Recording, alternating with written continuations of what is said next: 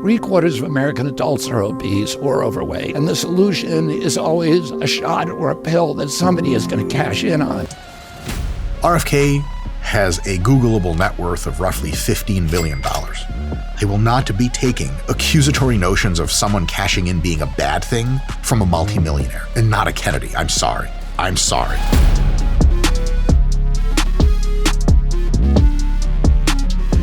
Hey folks, Dr. Mike here for RP Strength. I have been a longtime professor of exercise and sports science, and I am a competitive bodybuilder and Blackie Belch, which is Brazilian for black belt in Brazilian Jiu-Jitsu. Cool. And today I will be reviewing the various health and food and fitness claims and practices of a Mr. Dr. RFK. Because if you're a lawyer, you're a Juris Doctorate. So there you go, Dr. RFK. And he's got all sorts of fun things to say. Some of them are a little wacky. Some of them are less wacky. Some of them are actually quite good. Let's dive in and see if we can't science the living crap out of this. Roll camera. Today, I want to talk about the biggest myth of the national obesity epidemic. Color me excited. Let's see if we align on the myths. The biggest myth is that if you're obese or overweight, it's your fault. Yeah, this is a complex topic. There are three groups of factors that are very likely responsible for almost all of obesity. The least impactful factor are things like nutritional education, things like do you live in a food desert or not, and many other very small ones that people talk about all the time. And that sort of like 20% eats up all of the other small factors. There are two big factors that I think account for up to 80% of the entire obesity epidemic.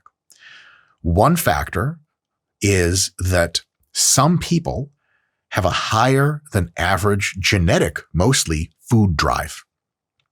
And that food drive is what allows them to find meaning in chasing down tasty foods, eating tasty foods, really liking it, and eating more of them. If you don't have very high food drive, it's difficult for you to become obese because you're just not that excited about eating. If you have very high food drive and the environment is such that you have lots of money relative to the world around you and food is relatively convenient and cheap and easily available and doesn't require tons of hours to make, then you have a situation where you can kind of checkbox all of your desires and food drive, and then that's an easy way to get obese. So food drive is huge. And if we can reduce food drive, which we can with some kinds of bariatric surgery and with modern anorectic drugs like Ozempic and stuff, that's a really, really, really big deal. You can also modulate food drive with food choices, a little bit more difficult to do, but definitely possible. So it's all the rest, food drive, and then conscientiousness is a trait. It's one of the Ocean Big Five personality traits. Everyone has a little bit, a decent amount, or a lot of conscientiousness on average.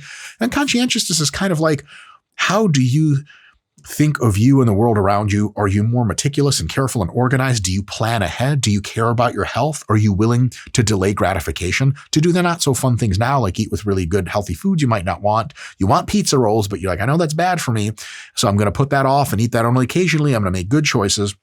I'm going to follow a diet. I'm going to stick to a training plan, et cetera, et cetera. Trait conscientiousness has such a huge effect on that for whatever amount of food drive you have, if you have moderate even food drive, high degree of conscientiousness can keep you free from obesity because you just stick to the stuff that doesn't make you obese. If your food drive is insanely high, even high degree of conscientiousness can't keep up with that, and it just takes so much energy and so much stress, you might not be able to. You'll still be overweight. If you have low food drive, you're probably not going to be obese in any case because you just don't eat enough. You guys all have that friend that has a chip and then is like, I'm good. And you're like, what? How do you have just one? That's just what they were born into. But if you have relatively low conscientiousness, you're kind of just YOLOing your whole life, and you have a high food drive, which means you like to eat a lot of really tasty foods and a lot of them. And in our current environment in the entire modern world, there's so much ubiquitously available, convenient, super delicious food that is high in calories. You have low conscientiousness and high food drive, you're almost certainly going to be obese. And that right there describes the entire reason approximately for why anyone of a given person is or isn't obese. It's a combination of some other factors which are important, and then Massive contributor of food drive, massive contributor of conscientiousness to modify how you express that food drive. That's really the big thing. And I'll talk about in a little bit why obesity used to be, with roughly similar degrees of conscientiousness and similar degrees of food drive, why generations ago obesity was hardly ever a problem. I'll just say it now. It's because over time, people, on average, have gotten so much wealthier, especially poorer people. The bottom fifth of all the poorest Americans in any 5-year time span have been getting wealthier on average compared to all the products and services they could buy. Used to be in the 1950s that if you were bottom 20% of poor America, there's lots of convenient, fun foods at the store that you really could not afford. And so you just didn't consume them, and you just did not develop obesity because you could either consume them hardly at all or certainly in enough quantity to make you obese. Nowadays, in the 2020s, our poorest people in the United States and many other countries around the world, even in Mexico, which used to be a poor country 20, 30 years ago, but now is a very middle income country. In those kinds of situations, people now, even the poorest people, have so much money and food costs relatively so little that they can afford to buy, for the first time ever, increasing numbers, junk food, for lack of any better term, junk food. And that's what's making us fat. So that really is almost the entire determining factor for why obesity has been rising. I'll get into that more. Let's see what RFK has to say here. Today, 3/4 of American adults are obese or overweight, including 40% of American teenagers. Yeah, that's roughly accurate. Back when I was growing up, childhood obesity was almost unheard of. There's just a very simple reason for that. People didn't have enough money to indulge convenient, super highly palatable, super calorie dense, delicious foods. And those foods were neither as cheap relatively, even for how much money people had, nor were they as ubiquitously available. There just wasn't a place to go in the 1940s where you could reliably get all the junk food you wanted right away in 50 different varieties. Like the modern grocery store is goated. It's undefeated. You just didn't used to have that kind of thing. And it was more expensive and people had less money. Those three factors, people had less money, shit was more expensive, and way less available ubiquitously, is really the reason fundamentally why obesity was lower back then and more now. And I want to say this now because it sets the tone for the rest of the video. The reason lots of people are obese is from overeating junk food. Guys, that's it. Okay. All the other candidate hypotheses he's going to throw out are almost certainly going to be either exaggerated or false. That's it. Now, does that mean we blame people? Blame is a weird concept. Do people have some responsibility for what goes into their mouth? Yeah. Does that mean they're infinitely powerful against the really high food drive or the availability of tasty foods everywhere? No. People are flawed, but it's okay to say, look, part of this is on you, part of this is on other stuff, but this is really what it is. And the real core variable is you just eating too much BS and super tasty foods that have tons of calories in them, and you just aren't doing enough about restricting yourself from that. That really is why obesity happens. I'm not coming at this from a right-wing or a left-wing perspective. This is just base reality. And we have to work with base reality if we're going to have some good solutions. He does propose some stuff. Some of it's not great stuff because it's not dealing with base reality. Just real quick, is it true as a rule that processed foods are worse? It's true on average, but not as a rule. Why? There are different ways to process foods, and the eventual food is really the arbiter of, is it good for you, bad for you, or somewhere in between. The processing itself matters. So for example, if you're processing foods by getting way more sugars into them, way more fats into them, way more preservatives into them, and making them ultra, ultra, super, super tasty, so tons of calories and tons of taste enhancement, then that kind of processing will lead people to eat more of the food and get fatter and get into poor health. So that kind of processing, which is like most food processing, is not great. There are other kinds of food processing that actually enhance the qualities of foods and get us the foods to be more what we like. For example, if you take milk and you remove the carbohydrates, you remove the fats, and you keep in one of the two proteins, either whey or casein, what you get is a whey or casein protein supplement. And that's very highly processed, but very, very good for your health. And if you're trying to control calories, it's better for your health than whole fat, whole carb milk. So there, it increases the actual value. And you have processing down to a very fine-grained level to accomplish very specific things. For example, one of the supplements that I use pretty consistently is called Element. And we got a code and link in the bio and all that stuff. But what it does is it just jams a crap load of really correct ratios of electrolytes into a little packet. You pour it in to your workout shake, and having more electrolytes lets your workout shake get into your bloodstream faster. It keeps you hydrated and rehydrated better so that you can have better repeat performances during and after the session. And so it's all good all around. Like Element is insanely processed. It's only processed, but because it's all the right salts in combination with a few flavorings, it's super at least neutral for your health. And in the context of enhancing sport performance and promoting hydration, it's actually really great. As long as you're not salt sensitive and you don't have a blood pressure issue, you're good to go. So check out Element. That's a really dope thing to check out. But just as an illustration, not all processed foods are bad, but the processing that's not great is if it's making the food super high in calories, super tasty, and you're not controlling yourself. That's how processed food is bad, and that's a totally valid thing. Today, they tell you that you have obesity, like it was some kind of contagious disease. They treat it as if your body malfunctioned, and they give you a shot to control it. RFK just said, they'll give you a shot to control it. The thing is that a ton of high palatability, very delicious foods for very cheap, very conveniently, you apply that to people with any given food drive genetically. And the people with a high food drive, they get real fat. People with average food drive, they gain weight, but they don't get super fat, just a little overweight. The people with low food drive, it basically hardly affects them at all or actually brings them up to a healthier weight because otherwise they would be like morbidly thin. What are we supposed to do about that? Almost everybody knows you're not supposed to be eating junk food. They do it anyway. They don't care. Guys, we have a giving problem in America. We do not have a knowledge problem in America. And some of these folks, they just kind of want to eat the normal foods that are around, which a lot of them are super delicious, but not have to super rigidly like spend all of the focus controlling them and dealing with hunger pangs. So for those folks, especially ones that have gotten used to a diet of high palatability foods, you give them the shot, Ozempic, tirzepatide, whatever it is you want to do, and they lose weight. Because now all of a sudden their food drive, their food noise comes down substantially, psychologically. It's a real effect. And the shot works better than anything we've ever tried outside of surgery. In a statistical application level, it works better than diet and exercise. Now, ideally, the shot is combined with diet and exercise, and then it's a killer. But even by itself, it works better than just diet and exercise because people can sustain it longer, they don't quit as often, and it has really, really big effects.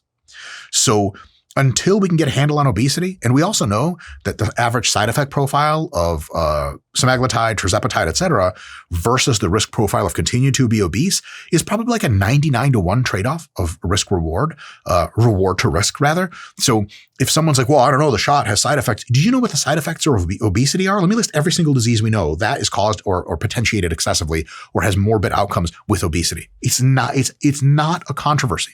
So until and unless we get this major problem of obesity under control, take the shot.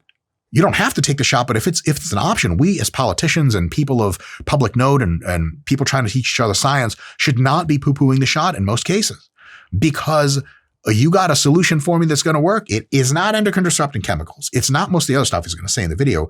The shot is a straight killer. It works. And it works, guys, because it doesn't touch your conscientiousness. It absolutely touches your food drive. And if it reduces your food drive, it makes you lose weight. That's it. That's it. And a lot of the people judging fatter people for needing the shot, they're just the ones that got lucky and got really good food drive genetics and aren't really tempted to eat a lot of snacks. So the shot works. And until we have something that works better, let's not kibosh the shot. On a trade-off, it works exceptionally, exceptionally well. What they're ignoring is a food supply that's loaded with high fructose corn syrup. High fructose corn syrup is not any more obesogenic than any other kind of sugar that's been studied. Definitely cane sugar and all that other stuff. It has a slightly higher fraction of fructose than regular normal table sugar does, and it seems to not affect a whole lot of anything. It is subsidized, so it's cheaper than normal, which we'll come back to in a bit. It is a little bit of a problem, but a very small problem because, again, nobody's stuffing high fructose corn syrup down your gullet. Any one of you can go to the store right now and buy exclusively fruits, veggies, whole grains, canned beans, canned veggies of all kinds, reduced fat meats, and eat for super cheap, very high quality diet. It's not going to be the tastiest thing in the world. It's not going to be obesogenic. You're almost certainly not going to gain weight off it. You'll probably lose weight. So there's no one pushing corn syrup onto you. They just put it into a bunch of snack foods that are really cheap that you're buying. You're not the victim here, folks. It's your world to live in. You can have assistance from pharmacology. You can have assistance from nutritional education. But a lot of your assistance is going to come up from up here and be like, I need to make better choices. Sorry, I'm not a politician, so I get to say shit like that. And seed oils. Scott, hurt me. There it is. I got to feel. There's your trigger. There's my trigger. Guys, seed oils have caused reliably in the scientific literature no detectable health maladies accounting for their extra calories that they put into your food. The seed oil hypothesis is dead in the water. It's dead in the water. Seed oils cannot be reliably linked to any bad outcome. They just can't. And if you have a group of rigorous studies to send me, dope. If you say, yeah, but all these guys are bought and sold, sweet. Do you have your own independent agency that's going to do very, very objectively transparent research? I would love to see it. So far, all attempts of that have still found absolutely nothing at all to blame it on. And here's the thing, guys, just real talk, like let's clear all the knowledge out of our heads super quick. We'll bring it back in a second. Just go just on vibes. I want you to do a little experiment with me. If we replaced all of the junk food and mac and cheese and fried eggs and everything people are eating, donuts, ice cream, etc., we took out all the seed oils and we replaced all that with butter and cheese, do you guys think that all of a sudden the obesity epidemic is gone? I mean, are you kidding me? You're going to see someone at a restaurant taking huge chunk, big cut fries, the delicious ones, and dipping them into cheese sauce and then mayo and then ketchup, why not? And putting them down the gullet by the pounds. And you're like, hey, sir, I'm just concerned. Are there seed oils in there? This is all seed oil free, man, regular animal fat. And they're like, oh, carry on. My God, you must really care about your health. Stop looking for little tiny nuances that can excuse you out of eating junk food. You want to eat nasty shit. I get it. I do too. I love it. Mac and cheese with all that crap on top, French fries, burgers. It tastes amazing. But it's because it tastes amazing. It's because it's loaded with calories, because you overeat it. That's why you get fat and unhealthy. It's not the seed oils, folks. We didn't lost that football on the way to the on the way to go and get the touchdown with it. We just fumbled somewhere. It's not around. It just doesn't make any sense. So the more we keep focusing on seed oils, the more we miss out on the fact that it's just a bunch of the junk you're eating. Joe Rogan makes his idea of seed oil is, I think, in my opinion, quite wrong. But he also makes a great point. He's like, it's all that pasta you're eating. He's not talking about bodybuilding pasta. He's not talking about a little bit of olive oil and some dill and then a bunch of spaghetti with some clean chicken on the, no, hell no. We're talking about Alfredo, fettuccine, Parmesan, carbonara, that stuff. That's just a ton of really awesome food you're going to cram down and gain weight. That's how that works. It's the tons of food that's super tasty, that's junky, that we're eating all the time. That's what it is, fellas. I wish it was different. Ignore a skewed system of subsidies and make these unnatural, ultra-processed foods cheap. The subsidies thing is the real thing. Subsidies absolutely do occur, and they're a money pit, and almost all economists agree that food subsidies are a gigantic waste of time. I'll have to say politically, because RFK does work in a Republican administration, the vast majority of the states that have food subsidies signed into law are Republican voting red states in the farming areas of the United States. You guys want to cancel farming subsidies, you're going to have to go up against that. I think it's a good idea to go up against it because farming subsidies are absolutely absurd on every economic analysis. But this is that's a Republican problem in many cases. Now, look, I'm not a Republican. I'm not a Democrat. I'm very independent and mostly libertarian. I'm for freedom and getting rich and all that other good stuff. But you got to call a spade at some point. There's your people preventing this. So get to it. There is no conspiracy. It's just a lot of farmers and farming corporations that like free money. So they're pro-subsidy. And anytime you try to push back against them, they're like, oh, you're against the American farmer and you're risking our food supply. It's actually in reverse, but that is what it is. So it's not like some kind of giant conspiracy over there. It's actually very, very straight up that they just want more stuff and want a less competitive environment. That being said, I'm all for it. Removing subsidies would be great. However, if you remove subsidies for corn syrup and stuff like that, the mega food conglomerates like McDonald's and Kraft Foods, et cetera, they still have to make all the same junk food you're buying because, drum roll, you keep buying it. And they're going to want to make it as cheap as possible. So yeah, they might have to increase some of their prices by 5 or 10 cents here or there, or 20 or 30 cents here or there. But after finding alternative sources and ramping production and scaling on that, they're going to bring the prices back down anyway. So it's like a very temporary solution. Now, of course, subsidies are a giant waste of money, and we could be using that money in 50 other different ways, including in just taxing Americans less and giving everyone who's hardworking back more money. But at the same time, it's not going to be this thing that resolves the problem. Remember, the genesis, the very seed of the problem is that that's right, you and me like to eat really tasty foods that have tons of calories for really cheap, that are really convenient. Capitalism is going to vector all the arrows down to that. You can't cancel capitalism because then your phone doesn't work and your car doesn't work and there's no food and everyone's starving to death. That's not an option. We got to work on ourselves and be like, what kind of choices do we want to make? Can we take some pharmacology? Maybe that's good. Maybe that's not. Can we exercise a bit more? Maybe that's good. Maybe that's not. Can we pick the right kinds of foods at the store and tell ourselves we're mostly going to be eating healthy foods and we're going to care about our weight? Yeah, probably. But that whole idea of like, well, as soon as you get rid of subsidies, millions of Americans will get leaner. Like, yeah, they would if they trained right to gain muscle. But there's so much complexity to it. What exercises to choose, what sets and reps to do, how much weight to lift, and how to structure your weekly plan. So much uncertainty that it's easy to get overwhelmed. The RP Hypertrophy app removes all uncertainty and makes the training process precisely defined. Choose your pre-made workout plan from dozens available in the app, plug in your weights, and the app takes care of the rest for months of productive training. Ready? Click on the link in the description of this video to get started. Overeating hyper tasty foods that have tons of calories is the reason we have an obesity epidemic. That's that node, the central core governor of what's going on. And unless you got something for that, I don't know. I don't know what's going to happen. They ignore chemical contamination from pesticides that is wreaking havoc on our body. Pesticides have been studied into the ground by professional toxicologists. And I would Google or ask ChatGPT or ask Grok, what do professional toxicologists think about pesticides and their effect on health? We've studied this in the ground. Mass pesticide exposure explains almost no variance in almost anything. Can we reduce our pesticide exposure a little bit for a little bit more gain? Yeah, probably, just by a tiny bit. But the idea that pesticides are causing mass health maladies and are somehow related to obesity is just a non-starter. We've already looked into it in insane amounts. And if you want to look into yourself, the empirical data is crystal clear. I would love it. Guys, I would love it. I have no specific attachment to agro businesses. I have no specific attachment to pesticide manufacturing corporations. I don't like the idea of eating pesticides any more than anybody else. So I'm not here to try to say pesticides are great. You should have as many of them as possible. No. It's just the reality that while, like many of you watching, I would want to blame one single factor or some simple ones. Like if we just notice RFK's thing is removing things. We remove the seed oils, we remove the artificial ingredients, we remove the pesticides, and we remove food subsidies. And all of a sudden, we're going to really make a huge dent on the obesity epidemic. Bullshit. That's just not going to happen because it hasn't stood up to the evidence and we've collected a ton. What is going to reduce obesity is drugs that help people control their food drive.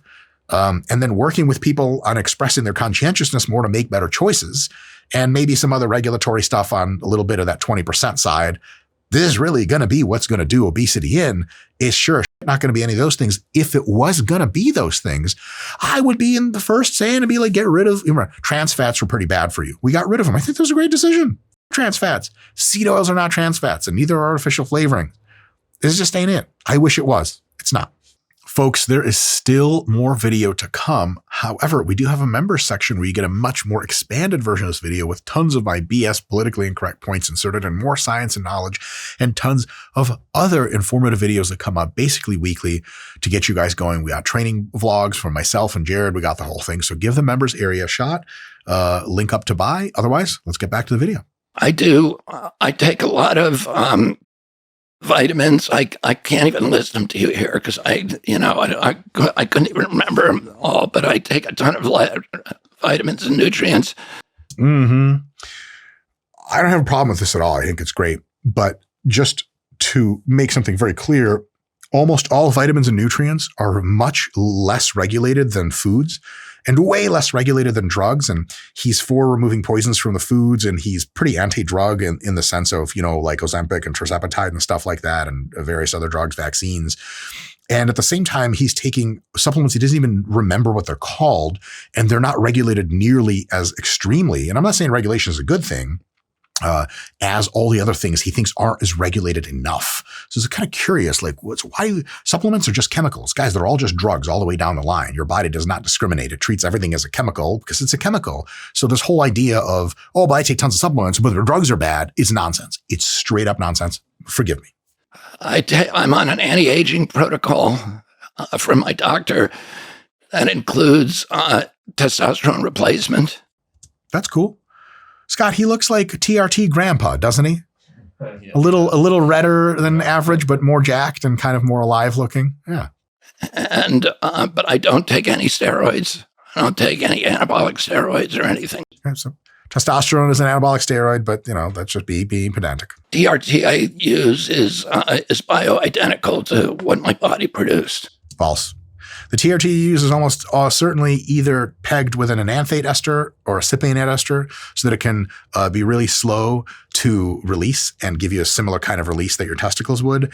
If you're shooting bioidentical testosterone, it's testoester, TNE, and then it peaks in your blood after like 30 minutes or an hour and then falls back down. So you would have like kind of effect, which is stupid. So it's actually not bioidentical. Just to be clear, it's just like, it's and testosterone in general is bioidentical to every other kind of testosterone, even artificial stuff, because testosterone is a very simple molecule to describe, and you can make it exactly the same way in a lab as you can inside of the testes of a rat. I still get Scott, you get your TRT from rat testicles, right? Absolutely. They're We're God intended.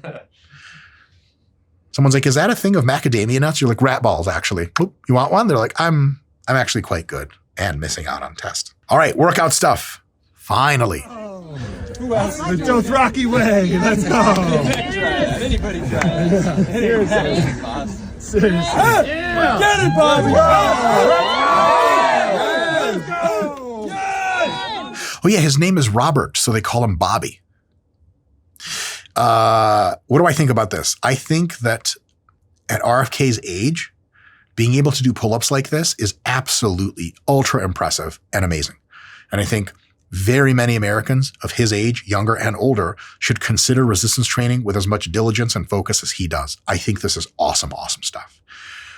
To be a pedant exercise scientist, which I am, he's missing the most growth promoting part of pull-ups by stopping short of that deep stretch. So we want to see him go lower and get a full stretch and a pause and then come all the way back up. Even halfway back up, but all the way down is better than the sort of more middle range halfway up stuff he's doing. So pull-up technique gets a C+. There's ways that you can get an A+, no problem. But the fact that he's in there grinding it hard and hanging around other older men that are shirtless. Scott, that guy back there sounds like a little TRT dad fantasy if I've ever seen it myself. So this is all really, really great stuff. Oh, the ultimate arbiter of a man, how much he can incline press for reps. RFK. Scott, what is that bottom 2 inches there that really hurts people's egos so much? Hates it. I mean, you don't want to be slow down there either. Just get it off as fast as you Boom. can. Gotta go. I don't care if my pec's coming with it. I got to get out of here. Yeah, folks, the best way to grow muscle is to go specifically into that bottom 2 inches, bring the bar all the way down to your chest, sink it in, get a big stretch for the pecs. And even if you don't want to lock it out all the way, that's way better than doing the lock it all the way like RFK is doing, but not coming quite down. Other than that, his cadence, his control, the amount of weight he's using is very, very good. You see he's got his feet stapled right there to the pad. He's not wobbly. This is a very good technique. He could just use a little bit more motion in the ocean on the way down. Yeah. Another thing really quick, just to be a dick, mostly for teaching purposes, you guys will see he's pushing it up as hard as he can, but he brings it down fast. That's the opposite of what you want to do for safety and maximum growth. So for safety and maximum growth, you probably want to control the descent a little bit. Then when you touch your chest, then you can explode, and then control your descent a little bit, and then you can explode. He's doing it backwards. I would like to see this reversed. Let's go. Oh, wow. Another one. Up. So he's doing forced reps. Can forced reps help you get a little bit more muscle growth squeezed out of any set? Yeah, totally. They cost your training partner some time. Is it totally fine to like just do a bunch of reps, rack the bar when you're close to fail, rest for 10 seconds, then do a few more reps? Yes. Does that accomplish roughly the same thing as forced reps? Yes. Probably even a little bit more growth. And so just 2 different ways to skin a cat. Hey, push-ups. So he's going all the way down. He's coming up about halfway or 2/3. This is a really, really good way to do push-ups. If he just controlled that descent a little bit more, this would be an A+. So I call this a B+ push-up, maybe A-. This is really good stuff. You don't have to lock out all the way. It turns out your muscles grow really well if you don't lock out all the way, but you do have to come down as low as you can, and he sure is here. Also, damn, Scott, he's kind of jacked, huh? He's a jacked old man. RFK. And he's got all that power. My God. What am I saying? Am I a young woman who's attracted to older politician men? Yes. That's how I identify. Respect my identity. All right. So RFK's pronouncements on nutrition. So like I give RFK a solid B for fitness. Some good stuff in there, room for improvement, but he's trying. And I think he's a really great role model for older folks. I think the fact that he's doing an anti-aging protocol and that he's doing some TRT and stuff, I think is awesome. Taking some supplements, I think that's great. On his ideas about the food system and all that stuff, you know, I have to rate him kind of like a C-, D+. There's elements of truth to almost everything he says, but the overall picture is most obesity is caused by a combination of having high food drive, having lower conscientiousness, and having access to super cheap, super tasty, ubiquitously available, ultra convenient foods like junk foods. That's really kind of the picture. Chemical stuff, various additions of fillers and high fructose corn syrup and seed oils and things like that.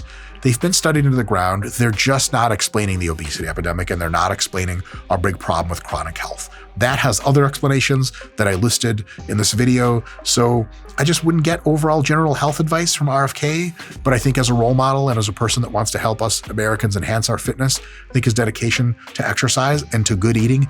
And honestly, the biggest thing I can take away from RFK as a positive, he really cares about what goes in his body. And if more of us cared about what went into our bodies, we wouldn't need any more regulation or anything like that, because we would just be making better food choices, because we know the food choices we make a lot of times are not ideal. We're just YOLOing it. So if you want to YOLO it less, RFK has a lot to teach you. If you want to be pretending that there's all these poisons in the atmosphere and the food that are making us fat, it's not poisons, baby. It's just Doritos. No offense, Doritos, you're great, part of a well-balanced diet. See you guys next time. All right, that was fun. It got political and quite impassioned, but I stand by, I think, everything I said if I have a decent memory. And yeah, there's a video right here, by the way, that if you watch, could make even more fun happen in your life. And isn't that great? I'll see you next time.